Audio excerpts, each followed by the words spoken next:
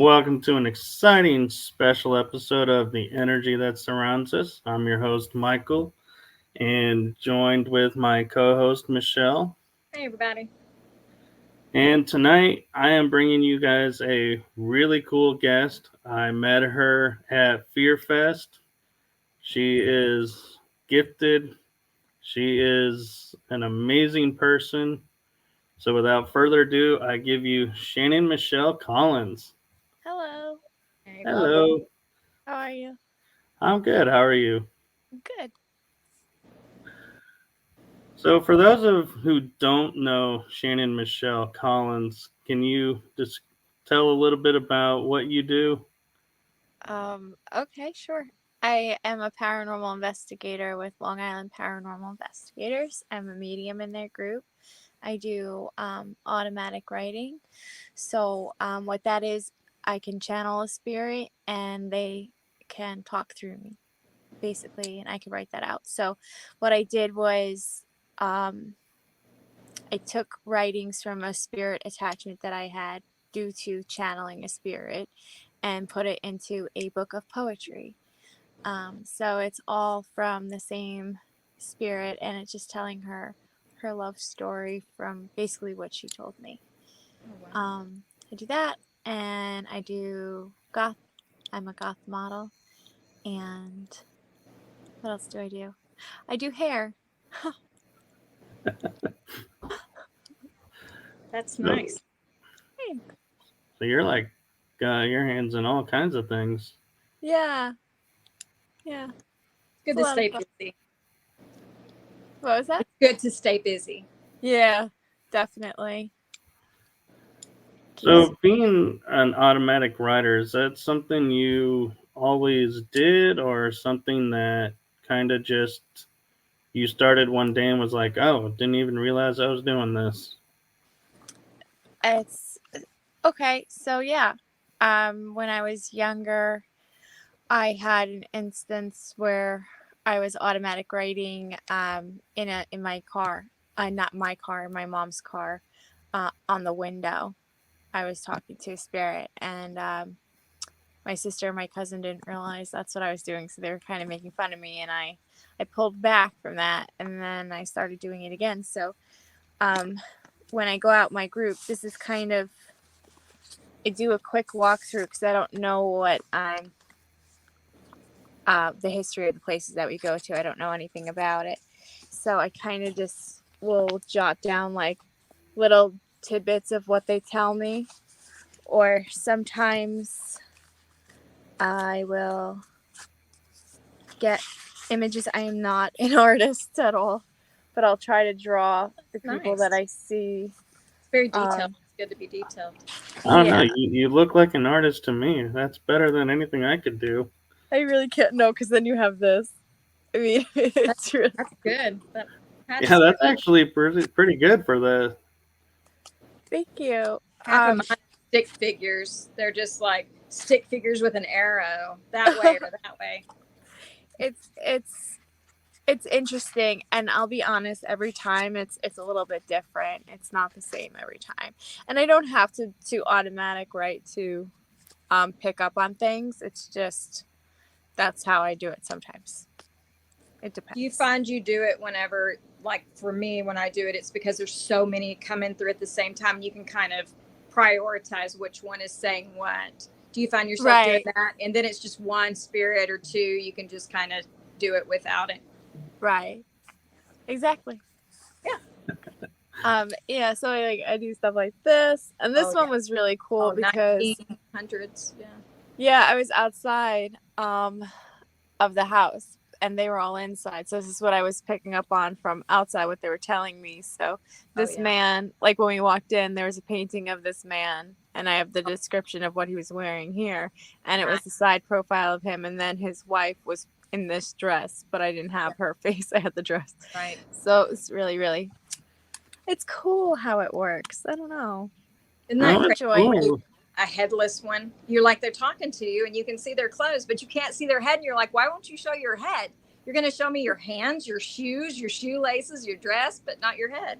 Yeah. Sometimes names as well. Sometimes I can't get a name for the life of me. And I'm like, Yeah, names are me. hard. Well, but if you think about it, having the dress, you see a painting, you'll know instantly that's her because they didn't share outfits back then.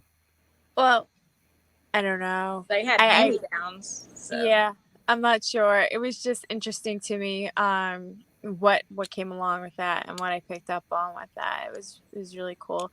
Yeah. I definitely know that it's not me, that it's coming from spirit, you know what I mean? And I'm just Yeah. the messenger. But I'm grateful to be able to do that. It's pretty cool. Yeah. It could also have been her favorite dress, and so that's why she was sharing it with you. I mean, it looks pretty. I would like to It is borrow it. Yeah, it's very nice. It was nice. Wishful thinking, maybe. Right?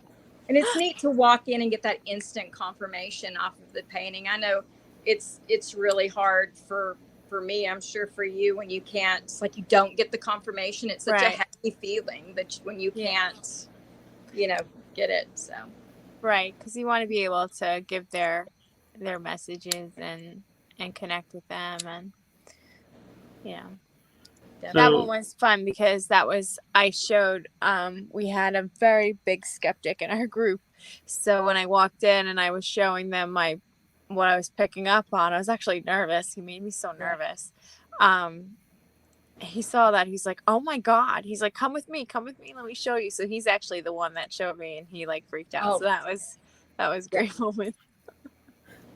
Oh, I bet.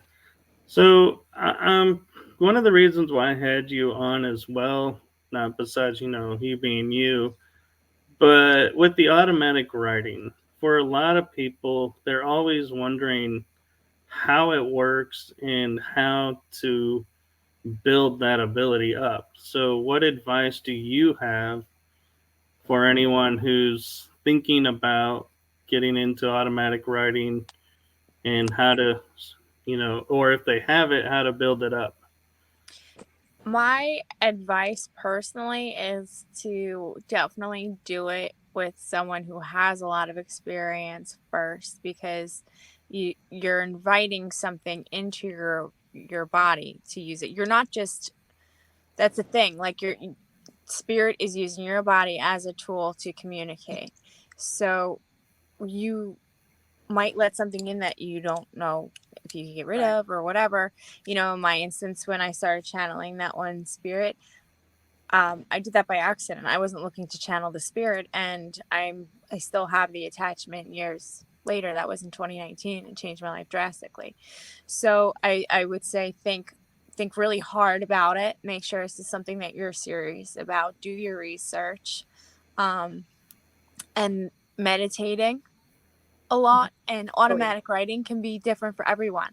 There's no exact way for that everyone does it. Everyone has to connect in their own way. It has to work for them.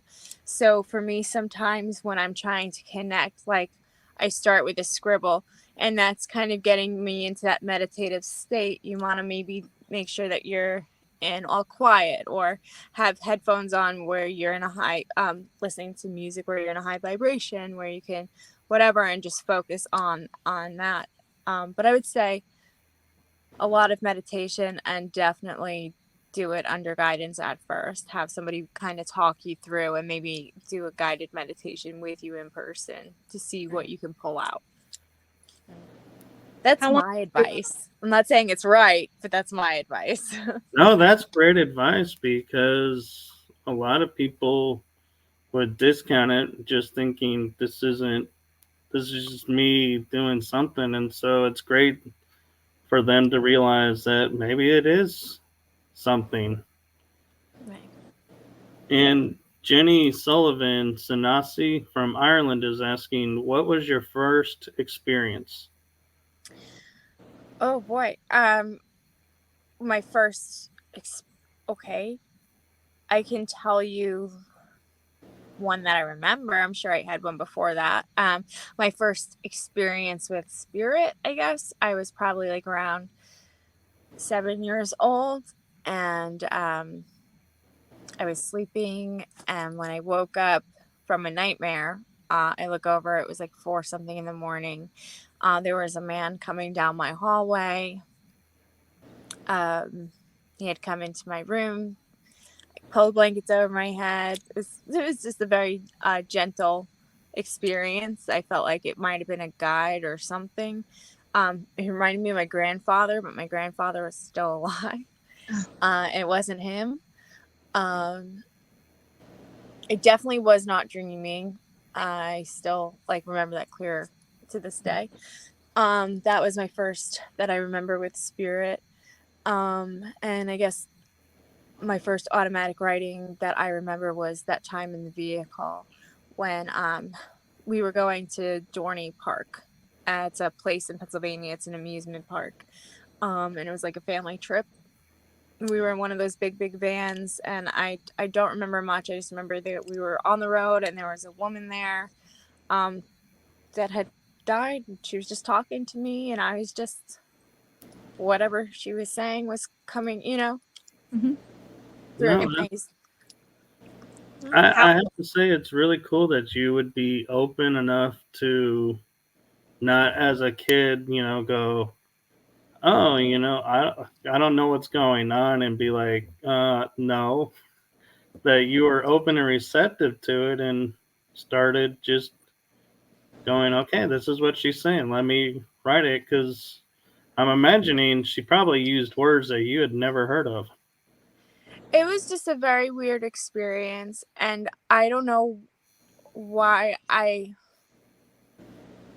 never really would the only time I think I would get nervous is if I felt their energy was uncomfortable to me, but I always felt like that, wanting to help. And it's weird because even as a small child, my mom would even say, normal people would come up to me and they would feel safe around me being a small child. Adults would tell me their life problems or whatever, and it was just always, so I don't know if that's just who I am. I want to comfort. I look scary. I look mean. I have major resting. I don't know if I could say that. I have that face, but I am very caring. I'm very extremely sensitive. And so I think that I felt that they needed someone or something. It just felt normal to me. It was something that it didn't feel like, oh, this is, I guess if it just happened overnight, it might scare me, but it was something that I've had forever. It's just something that I don't remember from an early age, just because I have a lot of memories after everything that happened to me anyway. It's right. Right. No, I totally understand. And Jenny is also asking, as a beautiful woman in the paranormal field, and it's taken a long time for women to be accepted in this field, do you feel that your looks would make people think that you're not serious? And if they do, what would you say to them? I actually really appreciate that question, and thank you, I think, for the compliment. So yes, I guess. I've had good and bad experiences, and I don't think it. Can you put that question back up there for a second, actually? So I feel my looks would make people think. So I don't think it's so much my looks. I think it's just that my story of what happened to me seems so unbelievable that I think that if other people had told me this, I might be a little, but I've learned to be more open-minded about it. I don't see myself that way because just 2 years ago, I was almost 200 pounds. So I'm not sure. I have had both amazing and not so amazing experiences. I don't think it would be so much people in the paranormal field that would feel that way about it, but maybe some people outside of it, just that they might just think I'm a ditz. Well, we happen to know Jenny and where she's coming from. She's been in it for a long time, 10 plus years. So she really was groundbreaking for a lot of us in her efforts to get out there. So as a beautiful woman, she's just wondering, do you feel like you have prejudice against you, or people treat you differently, or think that you're not quite as up to like the male counterparts, because I know I get some pretty nasty stuff in my DMs. I'm sure you do too. We have to siphon and be so careful. That's kind of what she's asking. If you think that the beauty changes their minds. I have to be honest, because I have been doing this for 13 years in my group, almost 13 years with my group. And it was before I lost all of my weight and stuff that I think I was treated more poorly than I am now. I haven't really gotten to, most people have been pretty respectful. I get a few people that curse me out that I don't know, that just randomly curse me out or will send the icky things. Oh yeah. That's just, but that hasn't, luckily, I don't think that has really been my experience. I don't feel, I have had a group that has been so supportive that I guess if that were to happen, they kind of blocked us from that so that we didn't feel that way. We have a great mixture of men and women in our group. And when we do events and stuff like that, everybody's always included and stuff. So I've luckily not had too much of that experience. I've had nastiness. I've had people talk down to me like I'm stupid, but I don't know if that's just a paranormal thing or if that's just a woman thing, you know. It's a great answer. Thank you. Sorry, it's a long one. Oh, it's fine. No, I appreciate it. And I'm kind of curious, and I don't know. It's kind of like a double-edged sword kind of question, but so I'm curious, one, why you would choose to leave the attachment attached to you, and two, do you feel like it protects you and helps you? So that's actually two really good questions. Initially when this first happened, I did try to remove the attachment from me. And every time I tried to remove it, it kind of latched on a little bit more. Then we got really kind of deep into COVID, and I kind of got stuck, isolated, wound up getting COVID, you know, all the things. And I think during that time, I was literally just by myself, just me, and I just was like with this thing. Somehow we work well together right now. I don't know how, I don't know why. Sometimes I feel like I'm crazy and I'm like, do I even have one? But then I have other people that are sensitive that come up to me and they're like, I don't tell them anything. And they come up to me and they're like, girl, whoa. So it makes me feel a little bit less crazy. Do I feel like it protects me? Yes. Before I was kind of a pushover and stuff like that. I feel like it gave me a little bit more of an edge. I stand up for myself a little bit more. It protects me, I think, from other negative spirits. But I'm not sure. I feel like sometimes it closes me off to things because it's a little selfish. Doesn't want to share, you know? Right. But so Well, you just that could be a good thing. Is it a male or a female attachment? female. Oh, that's good. At least you're It's not. a female energy. Oh, okay. That's good. That's good. Yeah. So Jenny has a comment for you. She says, women need to be known for their amazing work in the paranormal. We deal with a lot, and our work is second to none. And Shannon, thank you. Thank you, Jenny, and thank you for your contributions to the paranormal as well. 10 years or 10 plus years is a long time to dedicate to the field. She is the founder of, I want to say this right, Emerald Isle Paranormal Researchers. Female founder. I love it. Oh, yeah. Love it. Jenny, That's supposed what to be a show heart. were you just on? Her show was released overseas tonight. I can never remember that. It's like a haunted Ireland or something like that. Spooky Ireland, I think. Huh?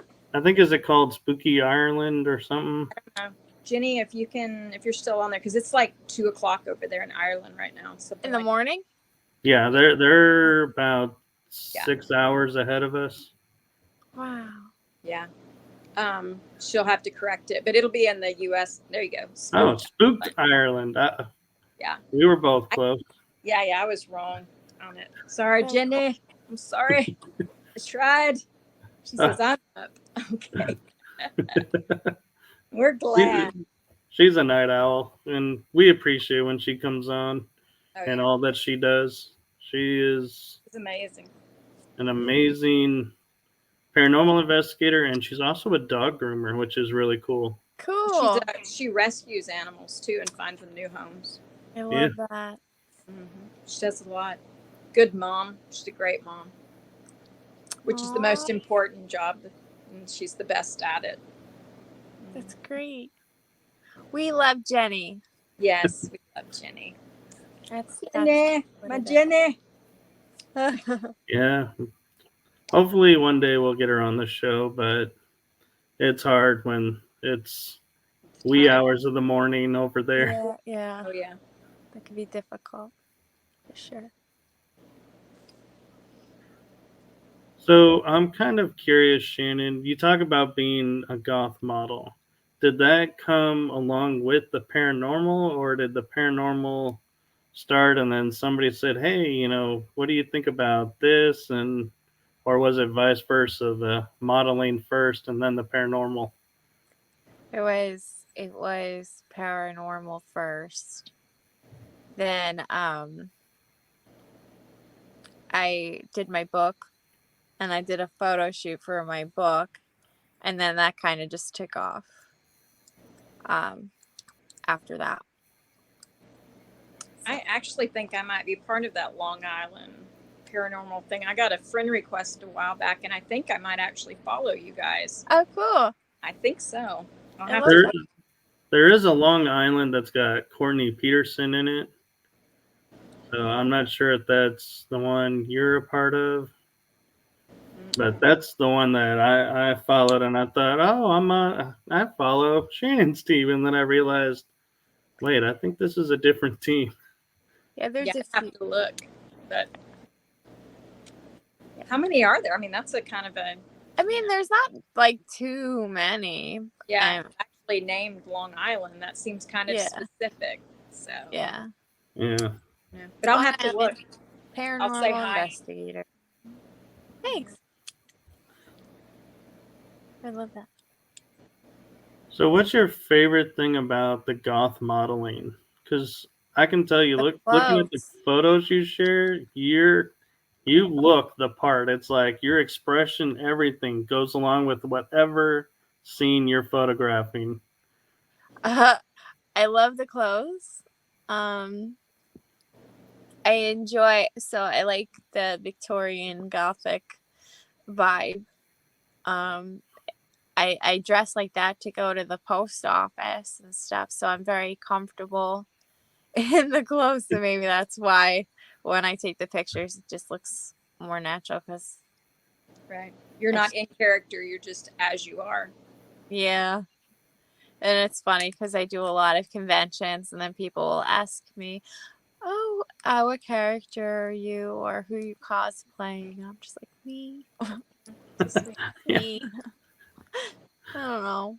People think I'm a weirdo, but it's okay. Because I am. That's a good question. Wow, Jenny's on fire tonight. Sorry, Jenny. I didn't mean to. My brain's a little scattered. It's been a long day. So, Shannon, if you had 3 top places to investigate, where and why? Okay. I feel like I get asked this question a lot, and I feel like my answers always change. That's a good thing. They should change. It does change. So top 3 places of where to investigate and why. So I would love to investigate over in like the old castles in Ireland and stuff like that. My family line comes from Ireland. I'm only the second generation here from there, so I think it would be really cool to just go back to my family roots and see, like, I don't know. I just always wanted to go there, so I feel like there's so much history and it's just so beautiful. Yeah, who doesn't want to go to Ireland? But Like, fun fact is, Jenny investigates Leap Castle in Ireland. So there you go. I just love that. Very cool. And so I think also, and then England as well, and all those places over there. I feel everywhere else, everywhere in history. Favorite It's good to have that you've already done? international Top and 3. domestic. I think investigating like the pyramids would be really, really cool. I want to give you actual answers. Let's see where else. Also because of the history. Right. Pyramids are amazing. I actually got to go there. Yeah, you did? I did. I got to go in the King's Chamber of the Great Pyramid. Did you investigate or you were on like a tour? I was on a spiritual adventure with a friend of mine and some other people that I had met, and we got to go in the, I don't know what you call it, but it's, I guess, sarcophagus that holds the mummy's tomb. So we got to lay in the sarcophagus that's in there. You laid in it? Yes, I did. That's brave. I'd love that. I would love that. Just close me in. Call it a night. Call it a night. Leave me a digital recorder. Close me in there. Just give me an air hole. Straw. Yeah. No. I don't know. I can't think of anywhere else. I guess someplace here. Where would I like to investigate here? There's that like creepy clown motel that's across from like Vegas. that cemetery. I don't know. I'm just so afraid of clowns. I think that would just scare me alone. I think that would be an experience in itself. Yeah. I don't like anything scary. Nothing scary. No clowns, no dolls. Jenny has a doll at her house right now, and I told her to burn it in sage, and she won't burn it. She's taking it to its sibling, and it needs to go away. It needs to go away. No. So where else? The clown place, and then where else would you do? What have you done? Like, what are the places that you've done that you really enjoyed? Oh gosh, a lot. The Thomas Halsey Homestead, which is where I got my attachment. That's my favorite place ever. It feels like a home away from home. Kind of is. You got your attachment there. That's my favorite place. I missed that one. What else? Trans Allegheny was quiet for me. Penhurst, the first time I went was really, really interesting. The second time I went, it was more quiet. And that's the thing. It's like hit or miss. You could go to the like most historically haunted, whatever. It doesn't mean that you're going to have an experience there. Time is not right. Yeah. Do you find that a lot when people are like, oh, do this for me. Like we can just do it instantly. It's like we're not a trick pony. We don't push a button and we can tell you your fortune. It comes to us when they want it to come to us or when we ask it to, and not all the time when we ask it. Right. And the whole enough with the lotto crap. It's not funny. It's played out. And if you think that I could get the lotto, I would not be living in my mother's basement on Long Island. Yeah. My poor mom. And, I married this person. I'm like, do you want to marry that person? I do sometimes hate it though when I'm like, I know that they're like the other person's cheating or something, and I'm like, I didn't hear you thinking that. I did not feel that. Oh, I hate that. I'm just like, just get me out of here. Turn that part off. Sorry, I got really close to the camera there for a second. No, you're fine. Jenny's wanted to know, do you believe that a newly built building could have activity? Good question. Yes. Because it has nothing to do with the building. It could have something to do with the property or something like that. Valid. Or even the builder. The builder, you don't know what intentions were put in. That's true. Or what's in the wall. What were they summoning up at lunchtime? What were they mixing in that concrete? Yeah, You never know. You could have Jimmy Hoffa in your No. foundation. You just don't Long know. Island too. I do. Who knows what's in your concrete? I was walking down Brooklyn. I was in Brooklyn. I was walking down some street on vacation. I'm like, oh, I wanted to like skip whole sections because I'm like, Yeah. oh. Yeah. You know, you're like, ew, Yeah. ew. Definitely. So it's rough out there sometimes. So I know you probably get asked this a lot, and the answer seems obvious, but to some, they may not think about it. Do you find, like, before, during, and after, like, say, the hurricanes that come through, does the paranormal ramp up and become really more, like, talkative to you and saying, hey, you need to get me out of here kind of attitude? Or does it kind of stay the same? I feel like the energy does amp up, and I think that it kind of goes along with that whole like that static energy theory that that they can amplify off of that, and that's what a storm really is, a bunch of like that static. And okay, science people, don't yell at me. I'm not a science people, so I am trying here, okay? But I feel What science people are yelling at you? okay, calm down. So, but no, I do feel like it can. Do I get more people coming to me asking me help? No. I mean, sorry, no, that doesn't happen that way. I just feel like the energy is, so I might be able to connect maybe a little bit quicker, easier to more than just whatever, because the energy is at a different level. Does that make sense? Yeah. It does. And the only reason I mentioned asking help is because I didn't know if the spirits, like the hurricane energy coming through affects them. And so, I don't know if they get afraid too of, am I going to still be here when this passes through? Right.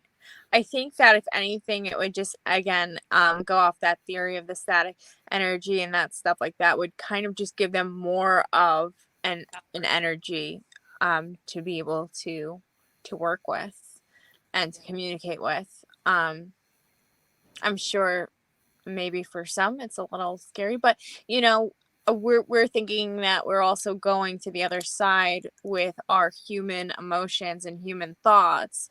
But I'm sure that is in some ways true, but in other ways I feel like there's another whole level of consciousness that we come into, so I don't think that would be a fear.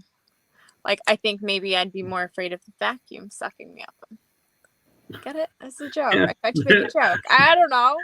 No, I like that joke. word. It's kind of a little Ghostbuster-esque. Yeah, just a bad joke. I'm good at that. I'm like the joke killer. That's my job. No, you did a good joke. That was funny. I liked it. Thanks. So Jenny's asking, if you could investigate with anyone, who would it be and why? It would be you, Jenny, because you're just so badass. Absolutely. I kind of like you. So I think you're pretty cool. She is cool. I would love to. So I feel like I would love to also investigate with my dad. My dad was someone who really got me into the paranormal. He passed away in 2012. We never really got the opportunity to investigate together. I had just joined my group not too long before that, and I think that would be really cool. Yeah. And our condolences to you for the passing of your dad. Oh, Yeah, that's okay. Michael's dad and my dad died within the last 2 years, so I'm so sorry. Yeah, my dad. It's been a while, and I feel like he's. I feel like he does go on adventures with you. I don't know. My dad's gone. We felt him fly out of the room. It was like a slingshot, and he's gone. He came back one time to tell my mother he wished he'd been more spiritual, and she started going back to church, and she's made a bunch of little friends and stuff at church, but Dad's gone. So I'm glad that she's able to get out there and have something positive come from it. Yeah.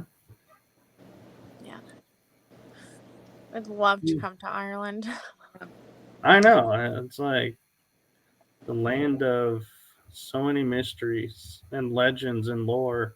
Yeah, the folk. I want some folk art. I love folk art. I want to grab Uh, some folk art yeah, from. I thought you were referring to the other folk that live in Ireland. No, I'll leave those folk alone. They can stay in their trees and their grass and their yeah. Yeah, we'll leave everything that's supposed to be there. Hopefully. I hope I don't come home with a sprite or a fairy in my bag. But I do know who to call if I have one. So it's a good Call thing about Jenny. being in our world is we always know somebody that knows how to handle something. So That's true. Yeah, that is. That is true. the fairies, yes, Jenny. The fairies. I love the fairies. So my question to you, Shannon, is with being able to to automatic write and everything. Is there one place or maybe two places that you've heard of and you're like, oh man, the claims that are there, I so want to go and automatic write and see, are these real or is this hyped up? I have to be honest with you. I don't think I've ever thought, hey, I have to go here and automatic write. Really? I I daydream think I've about ever Skinwalker. What about Skinwalker Ranch? No. No, you don't want to go to Skinwalker Ranch? I would, but I don't want to automatic write there. Oh, I do. I want to do Oh like yeah, I want no. to do 20 miles, 15 miles, 10 miles, 5 miles on their homestead. Yeah, I want to like see how far cuz it just oozes power like everywhere on that place. I would like to feel things and go and like do my whole like whatever. And then should I automatic write at the location, then I will. I think I can't think off the top of my head any place that I would just be like, I gotta go there and automatic write. I don't know why. I'm sure there are places that I would feel. I know when this is over, I'm gonna have a list of 20. Like, oh, yeah. Yeah. That's just the way it's working out right now. I just can't Definitely. think off the top Yeah, of my well, head. not to put you on the spot again, but Jenny's got a question with a twist for you. She loves Jenny. Don't apologize. She says she No, loves I'm not making an apology for it. I'm just saying that there's a twist in it, so we make sure we read it right. Okay. She says, "I'm full of questions tonight, but Shannon, is there a cryptid that you don't believe in?"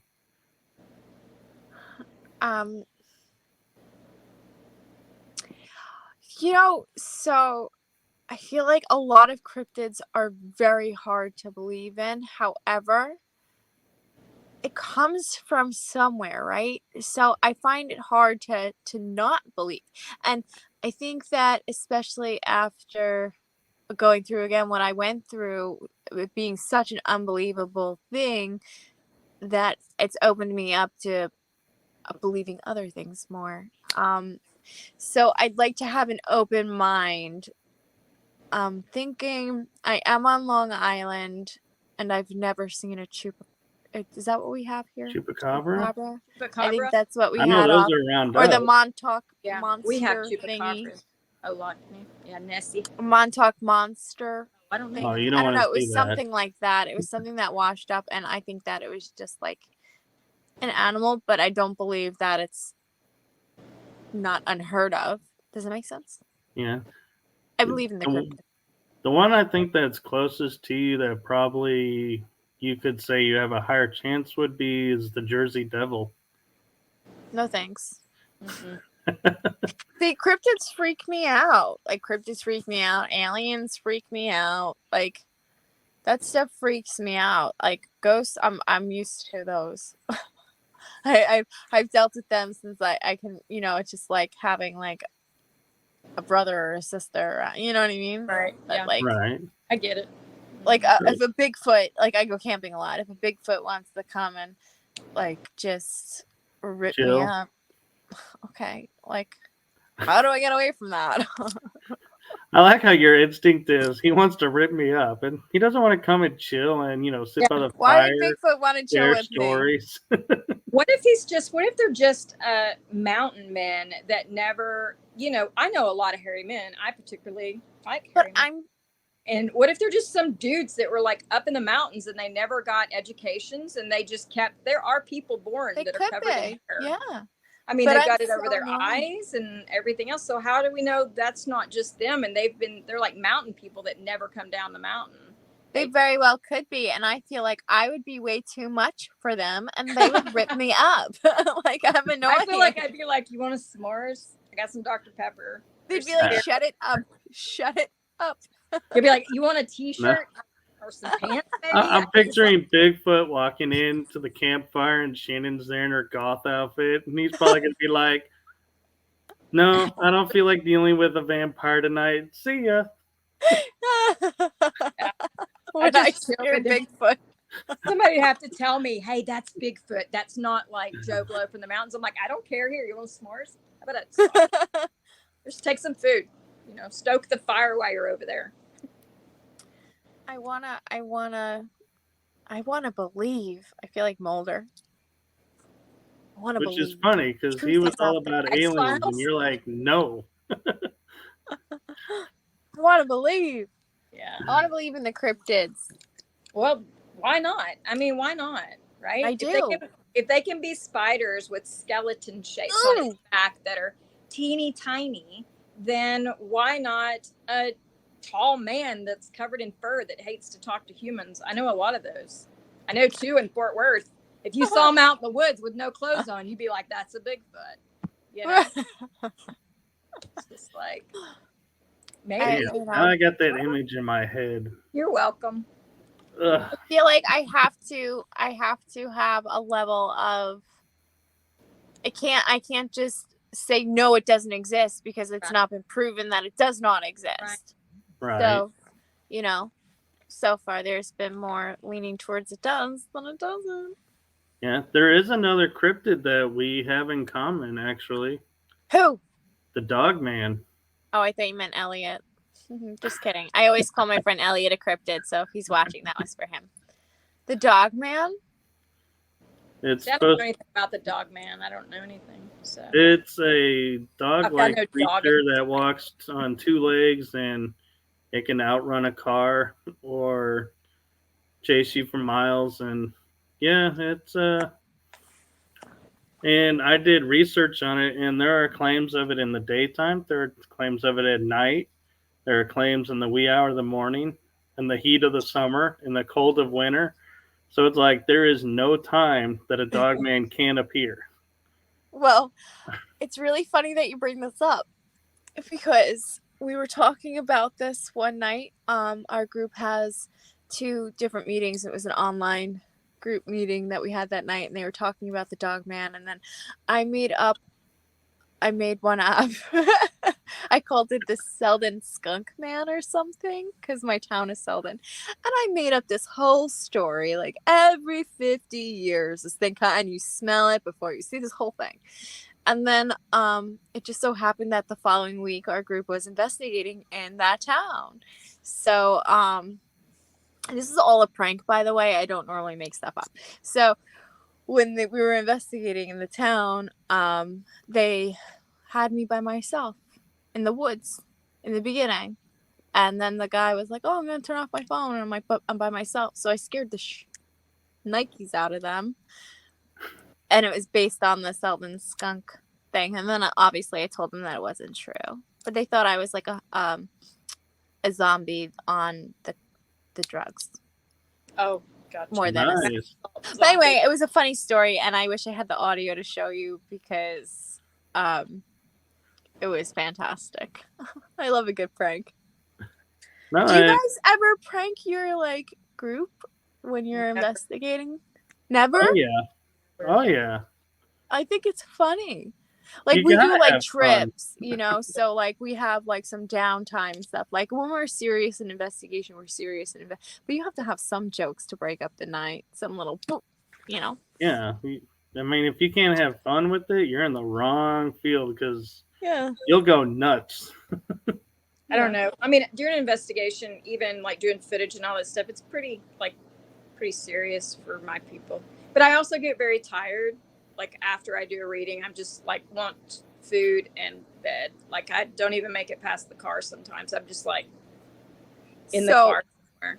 We have different types of investigations. We do like urban myth and legend investigations, and those are just like quick little investigations, like Thursday nights, just to get you like a taste of something. And then we do like the same locations, like constant, you know.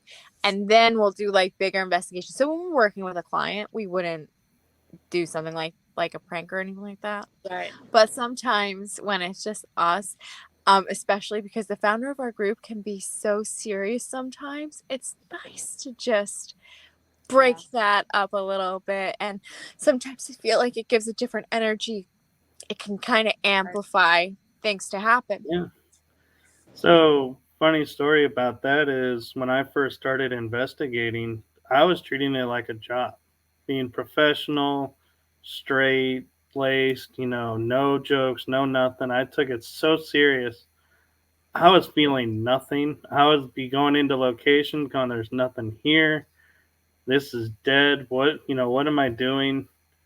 And then I saw the Tennessee Race Chasers on their Haunted Live where they pranked the new member in the shower, and they started laughing, and I was like, man, if they can do that on TV, why can't I do that during investigations? And when I started having more fun with the investigations, I got more activity and more. I started getting Class A EVPs, seeing apparitions, orbs floating around. I was like, they need sometimes they like jump into the conversation more. They'll jump in like with the jokes. Sometimes they make fun of us. Yeah, I feel like they want to have the fun because I mean, shoot, it's kind of dismal looking at the same walls or the same things all the time, and it's like, yeah, I could use a little laughter. Yeah.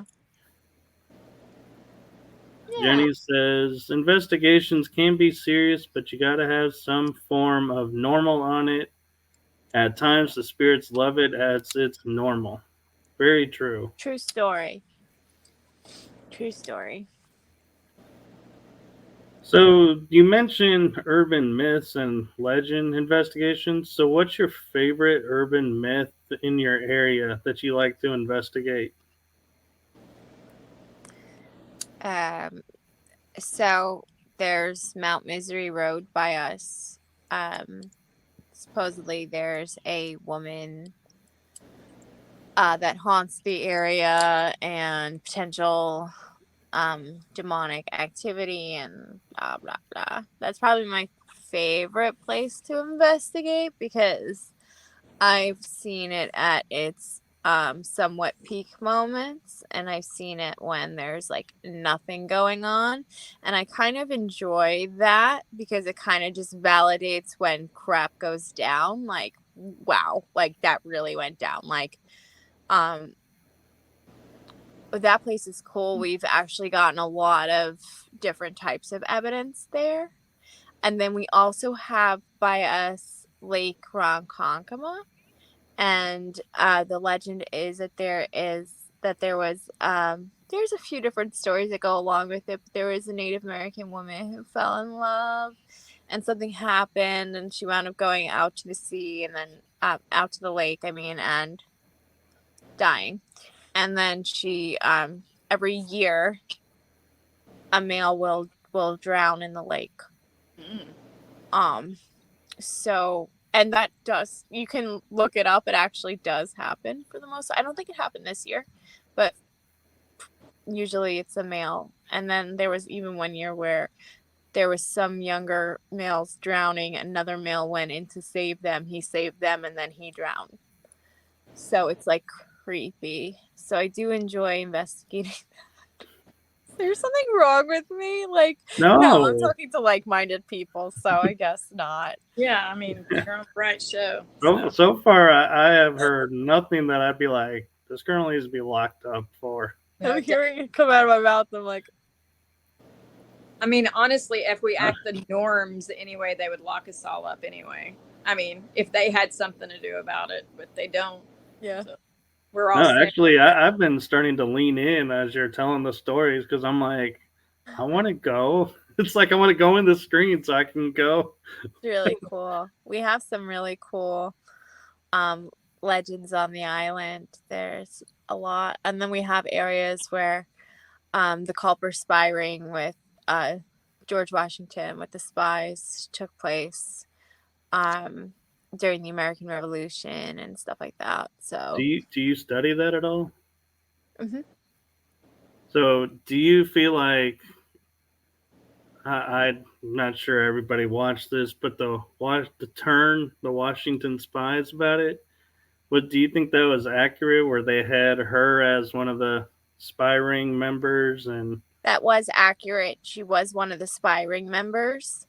It was mostly accurate. The things that were not accurate was the cabbage. It was actually potatoes that he had issue with farming, found out. Or vice versa, if he had, it was either one or the other. no, he was growing cabbages. He was trying to. Yeah, it was And potatoes, you know. I guess potatoes just doesn't look so glamorous. That's the thing. They wanted to be able to show like the when he pulled it up and it wasn't good, you know. So Right. certain things like that. There's we actually did a walking tour around the area where they compared from the TV show to that, and it was for the most part there was a lot of accuracies. I went to her house from where I couldn't go to her house, but I went to their area where you could see where she would have hung like the petticoats to let them know like when the British were whatever. When the messages were ready to be picked up. You could see like so his house is right across the way. So that's accurate. It just doesn't look exactly the same. The church looked similar. That's really cool. He's buried at the church.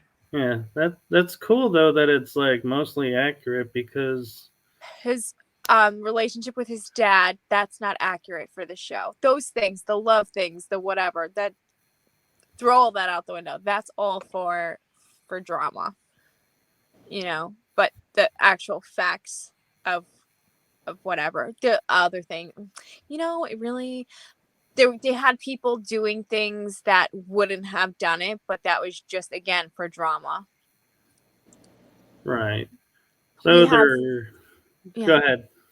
I was gonna say, like, we have that, and then we have like Raynham Hall, and I believe that's in Oyster Bay, and that's another connection to that. And they actually have a pane of glass where one of the I can't remember which one it was, so I don't want to say who because I'd be lying. But they wrote on the pane of glass a love note to the girl that lived there. Aww. Sweet. It was really cute. It was one of the bigger name people. Townsend, maybe. I don't know. So that's your history lesson, folks. Good history lesson. Yeah. And let it be known that this is one of the rare moments that you can actually go to Hollywood and say thank you for sharing history with us. Yeah. It's pretty cool. It's cool to be able to walk around that area and kind of like step back in time. And I think that's so cool. Like when we get those EVPs, like it's like, holy crap. Are we talking to, you know, what are you doing? What are you eating? You know, tell me. That brings up an interesting question because a lot of people always ask, why are all the EVPs in English? And, you know, that's an interesting question because the English of the 1770s would be very different from the English we speak. And it's like, you know, how are all of our EVPs in our English? I don't know. You know, they adapted they hear what we say. You don't think they have adaptation capabilities, Michael? Well, I don't know, but it raises an interesting question because it's like, how can we determine really what time frame we're talking to when it's all sounds the same? But it doesn't always. No. There's tone, there's ways that it's said, there's like pronunciations of it. And also I feel like there's not always just English. We've gotten some other languages and stuff like that. It's just I don't necessarily know which language it is or what the hell it's, but it's a word or a name. Korean dialect come through where you just know it's like Asian descent, and I've had Indian for sure. Indians, like American Indians, I've heard that the tones and the sharpness and So Jenny's back with another cool question. Do you use equipment, and if you do, what's your go-to? My group has a buttload of equipment. I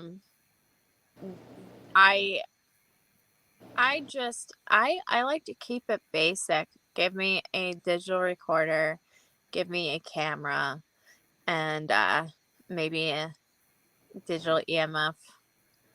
I don't know. It depends on the week. It depends on the location, but we don't always use the same equipment every time. It switches up. So like sometimes I could have like a regular digital camera. Another time I could have a full spectrum camera. I enjoy a full spectrum over a regular digital. I don't know. You're doing just fine. Audio, full spectrum camera, my go-to. Final answer. There you go. You won the prize.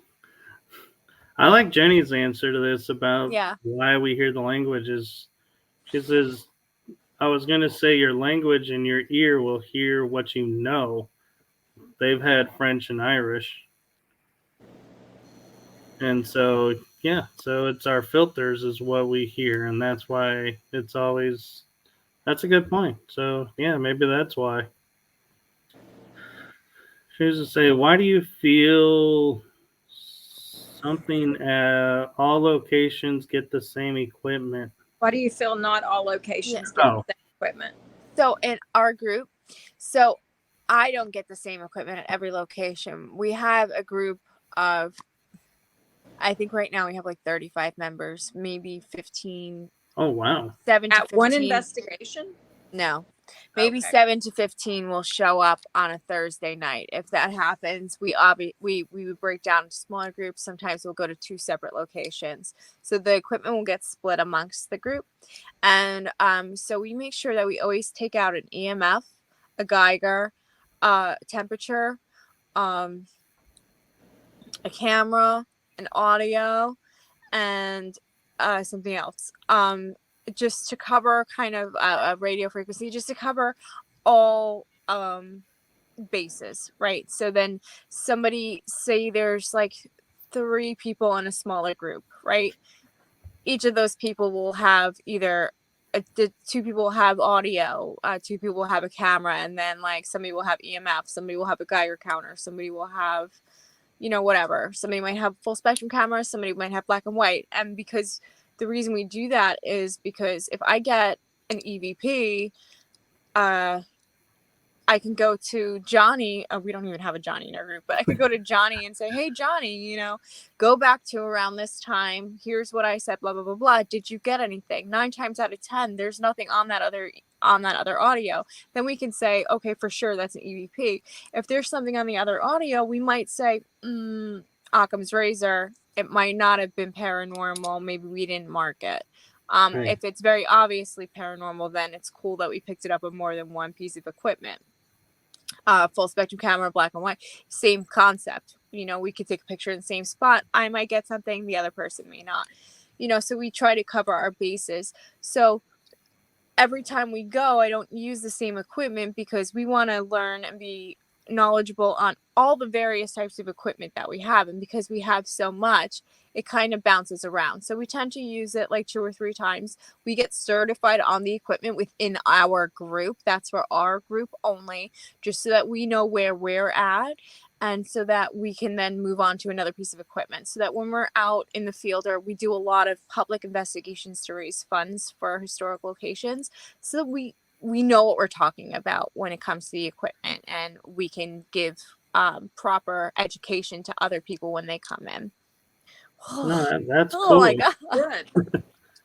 And so That was a lot. I'm kind of wondering, before I get to your question, Jenny, when you're doing your writing, have you ever like written something and like say the word hope, and then somebody goes, "Hey, my device just said hope." Yeah. That's cool. Yeah. Actually, I do want to shout out. I have my friend Bianca Rose, medium Bianca Rose. She is in our group. She's also an automatic writer and channeler, and this is the same with her. We just had that happen the other day. She said something, and then it came out on like a PSB7 or something like that. So that was pretty cool. So that does happen. I've That written is it and cool. had it come out. I've said to I've been telling my impressions to people in the group, like not whispering it, but talking quietly to them, and then you'll hear like an EVP of a spirit backing me up or saying what I said. So that's pretty cool too. That's cool. So Jenny's saying, do you write your times, dates, people, locations, so that all can be accounted for when going over audio?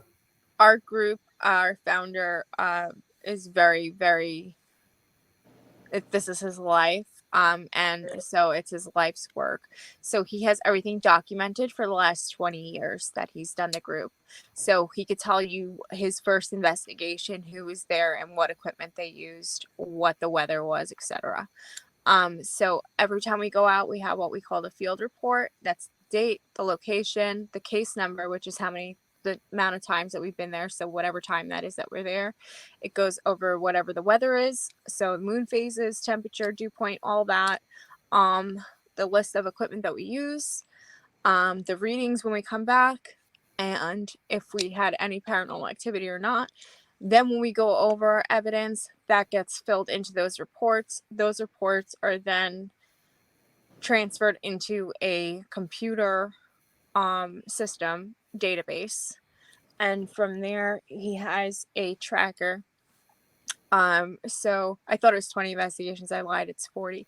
So we go to a location 40 times. We have a list of equipment we use, and we have like personal experiences. So from there, whatever gets hits goes on that. And then it actually shows a graph and gives a percentage of paranormal activity at a specific location. Wow, that's really cool. He's kind of brilliant when it comes to that kind of stuff. Sounds like it. Yeah, Jenny says, I get it, weather, etc. Yeah. I talk a lot. Just shut me out. You could talk over me and tell me to shut up if it's too much. It's fine. Never. You're the guest. It's okay. You can tell me to shut up. It's good. So, obviously, you guys will repeat locations and everything. Are there some times that you'll be like on location and, like you were saying, you split into different groups and you're like, I know I'm supposed to be over in this group over here, but I'm being drawn to this one over there. Can you jump over to the other group, or they want you to stay put with the group that you're with? We have partnered up with other groups if we had mutual experiences happening, but for the most part, we're at outside locations. We'll be pretty far away from each other so that we're not contaminating each other's evidence and stuff. We'll have walkie-talkies to communicate with each other. I mean, that's pretty the only contamination that we'll get, other than if there's other people, normies out. Right. Right. Yes. Normies. So mentioning the walkie-talkies, have you ever had during like EVP session or something, the walkie-talkie goes off and the other people we never touched the walkie-talkie? one of their claim to fame. He was on my ghost story because of that in Travel Channel. Mount Misery Road, the one I was discussing before, they were walking through there and their walkies started going off through a live, I guess, what do you call it, like feed or whatever. So something was talking to them through the walkies. They were asking questions, but they weren't holding down the buttons and it was responding back to them. I think that is somewhere on the it might be on our website. I know that they're working on the website right now, so I don't know if it's down at the moment, but I know that it should be up somewhere. Maybe on YouTube. No, that's cool. Or if you look up my ghost story. Yeah, because that show is That one's- archived and pretty much available almost everywhere now.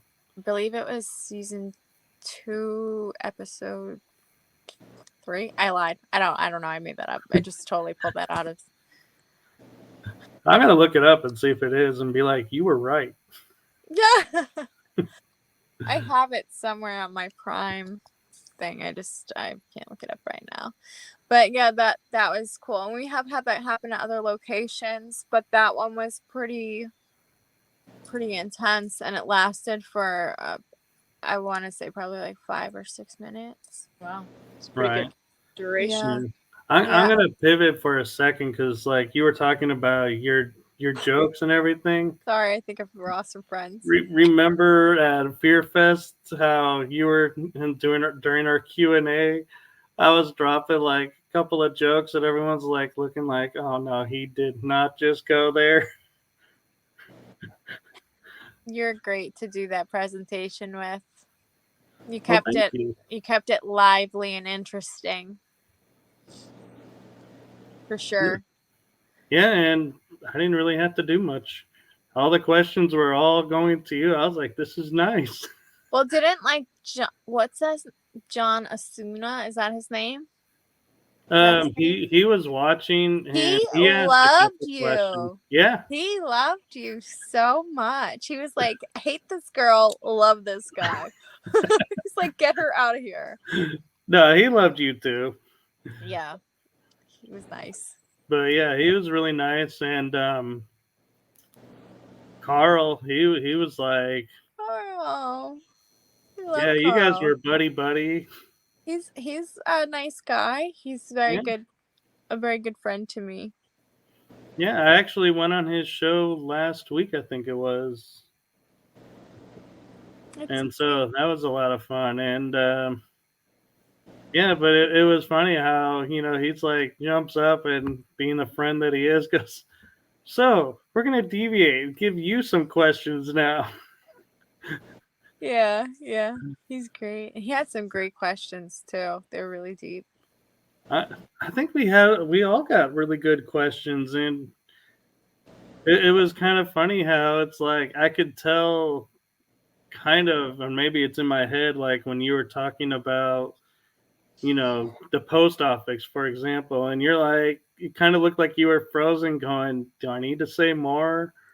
Do I, what do I do? Is this enough? And I was like, well, it could be because, people go postal there. And then everyone was like, started laughing. And you're like, I could see you go, okay, yeah, okay. And then telling more of the history of post offices, you're like, okay, yeah, I'm more comfortable now.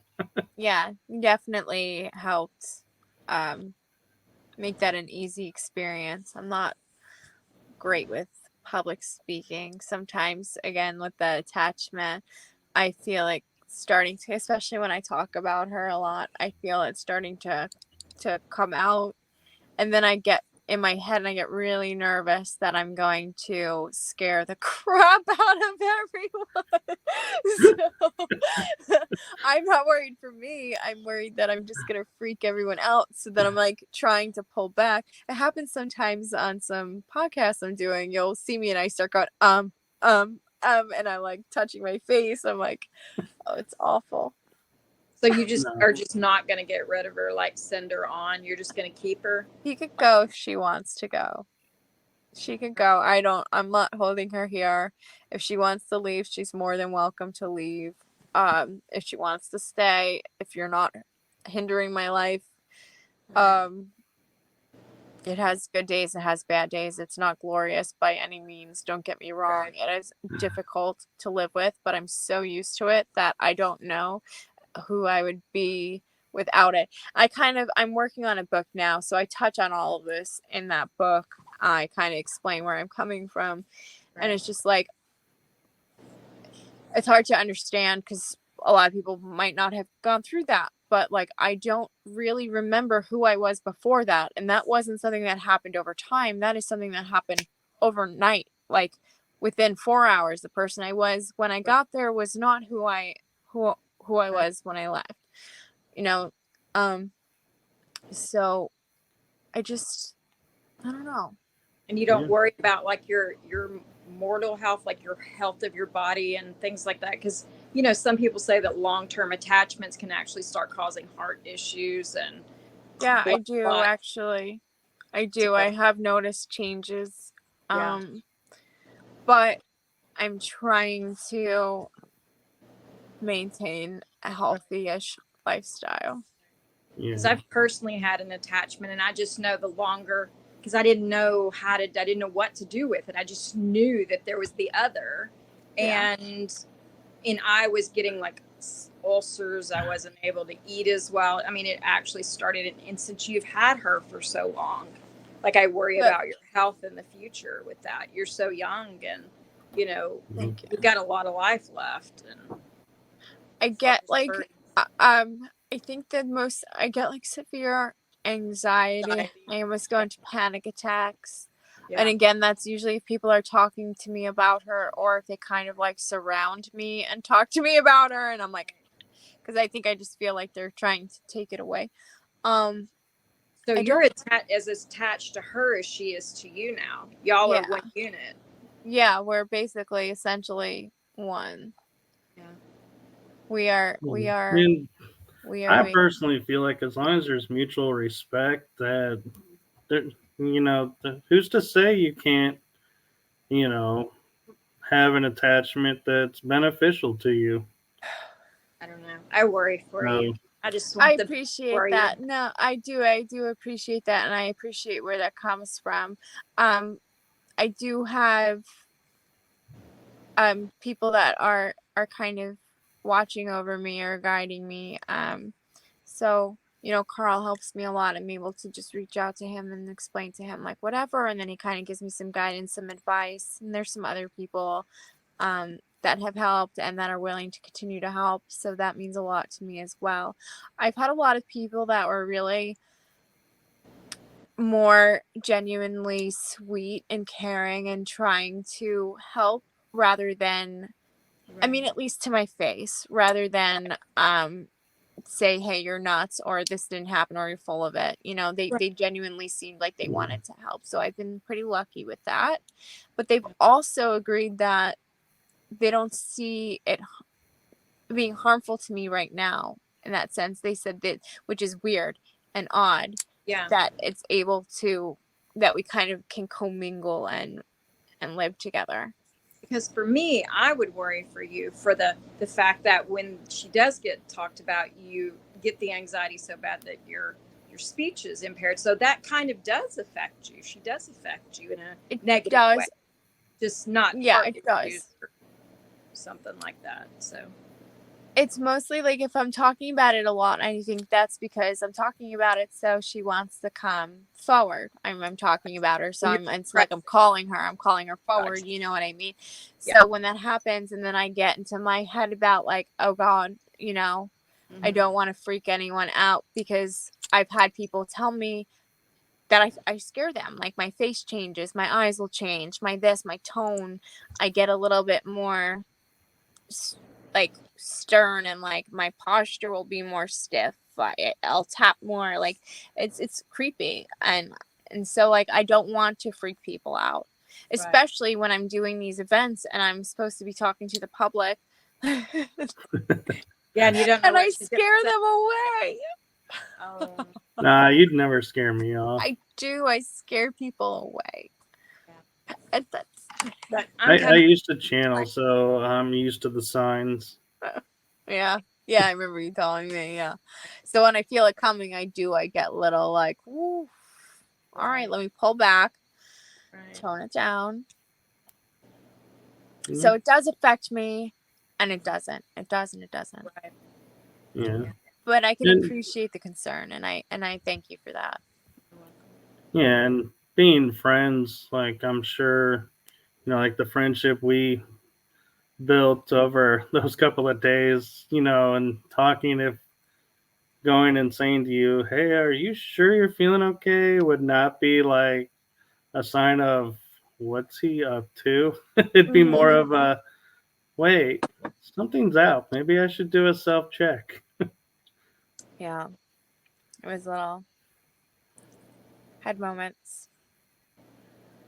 Yeah, but Even know. I feel like when we first initially got introduced was kind of one of those moments. I know it was And like, that's why, and when that happens and it gets like I get very like, and so I walk away because I'm like, I can't, yeah. I'm the I same don't want to way. be, you know. Yeah, I'm actually the same way. If someone approaches me and says something, I'm like, you know what? I'm out. I don't need to deal with this right now. Yeah. And then it's like they come like we did, like I could see, what happened. And so I was like, yeah, this is not what we think it is. So that's when we came and talked about it. Then it was like, okay, yeah, cleared the air, Yeah. everything. But yeah, and I mean, it's so easy to sit there and be like, could easily have said, oh, she walked away. We'll just let her be. And it's like, that's not what was happening. It was just a misunderstanding, and it's better to clear the air. Are you talking and that was code?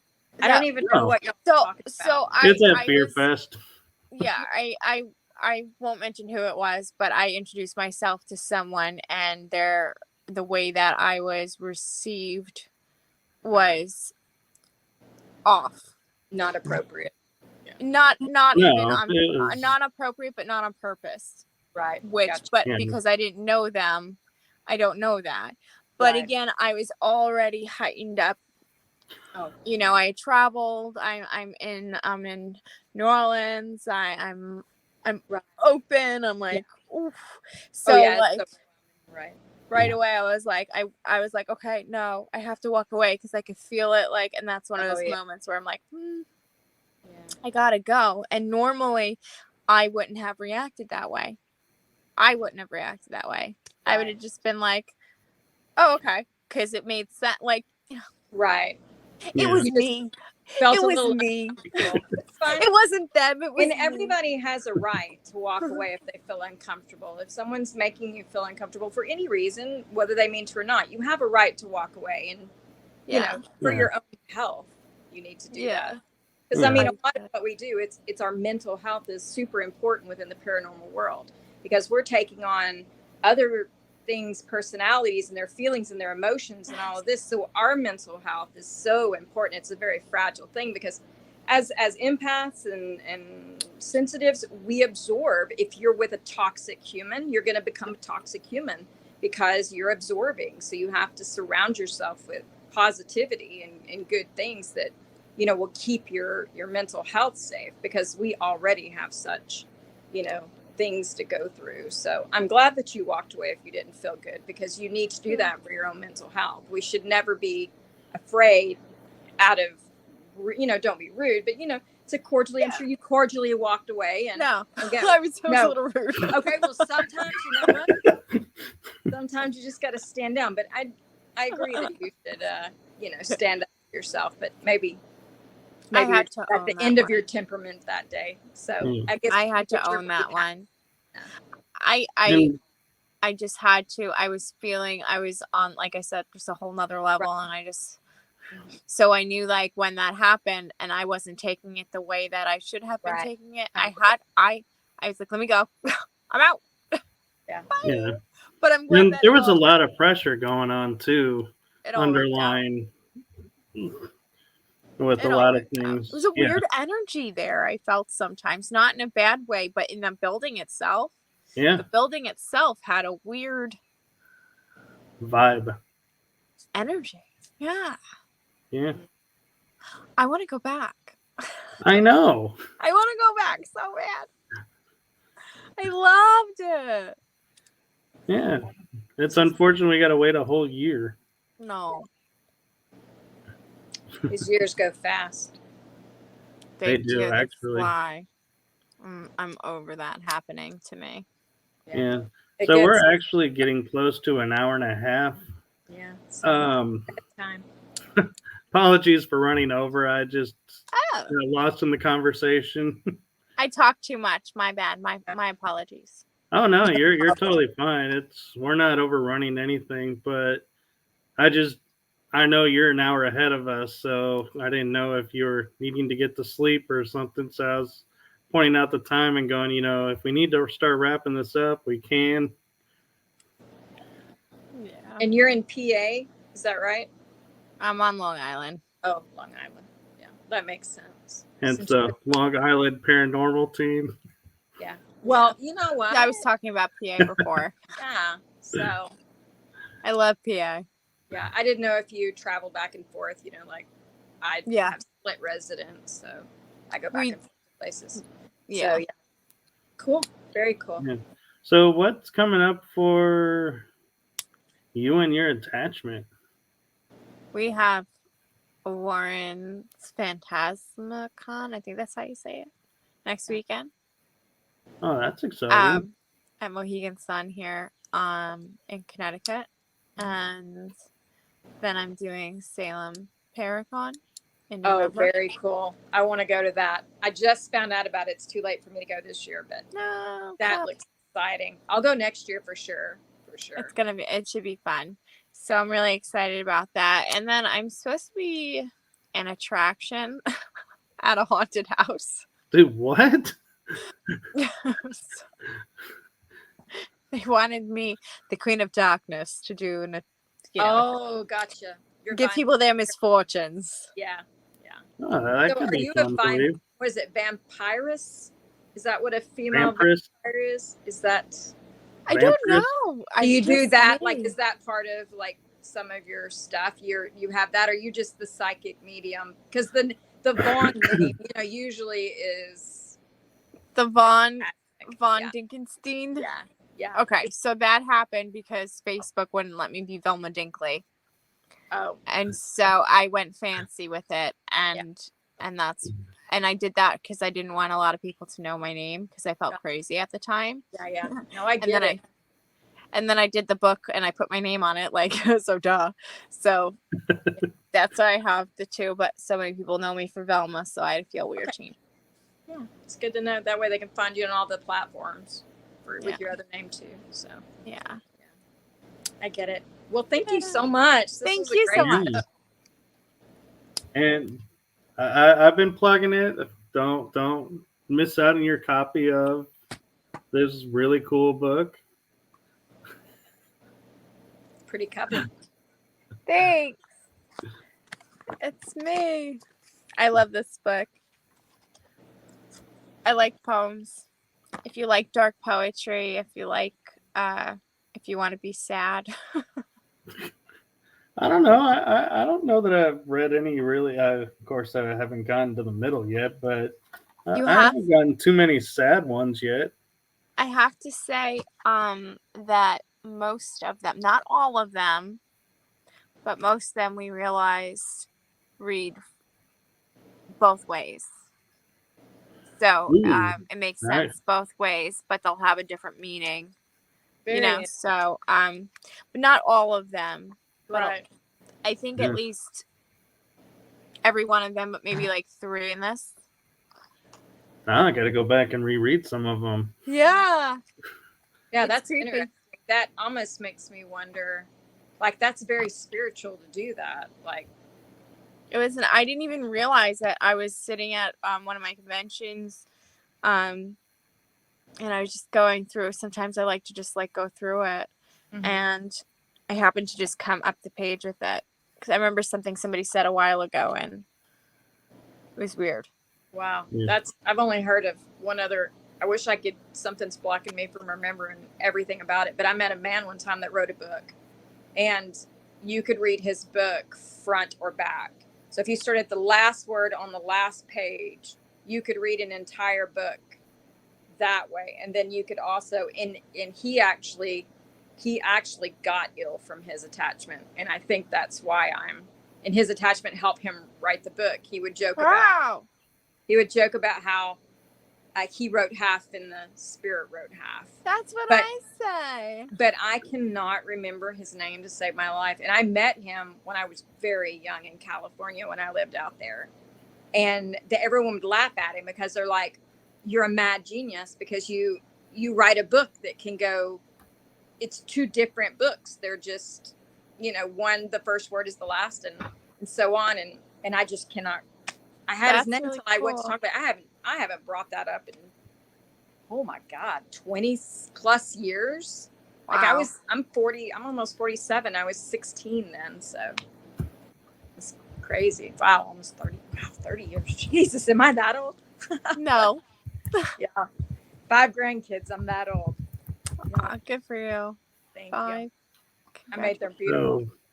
So look up A Dream Within a Scream, a collection of automatic writings from a spirit attachment. And we're going to put up the website here. There you go. Thank you. That's your Facebook also links to that, doesn't it? A Dream Within a Scream, or is that your because I went to that. Yeah, on my Instagram. Okay. Yeah, so all her social media is in the description. So you can find her if you have questions for her. But yeah, so thank you for coming on. Thank you for having me. Thank you so Yeah. much. It was nice meeting you. It was lovely meeting you too. I did have so much fun. Oh yeah. We had so much fun. Oh yeah. It was funny because we even were talking about podcast shows for like an afternoon. Yeah. Yeah. I had a lot of fun with you that weekend. Thank you. Yeah. So did the show live up to the reputation I built up? Yes. I loved it. Sweet. What did I make you share with me? What was that food? It was good. Oh, it was the dirty rice. Yeah. I want that right now. Dirty rice. Anyway. That does sound good, actually. Okay. Well, we don't need to all be eating after 5 o'clock, so. Yeah, I need to go to bed. Yeah. Yeah. Good night. Good night. Good night. Thank you for being. Thank you for coming on. We love you. Bye. You guys be safe too. Bye. Bye. Bye-bye.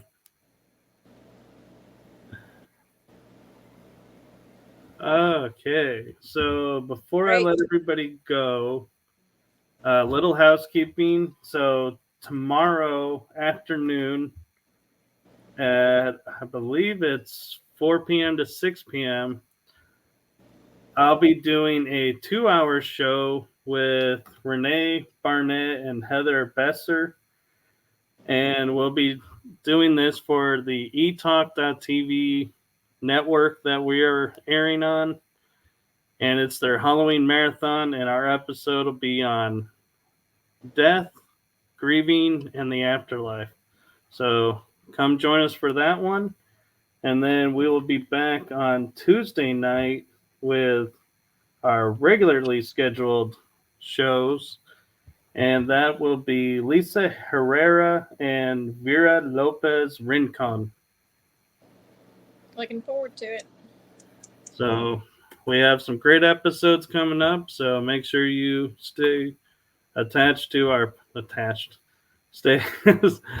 stay what's the word I'm looking for? Connected to our show. Connected and following our show. Thank you. And the show page, because that's where they all get listed. So for all of you out there in the world, wherever you are, from our show to yours,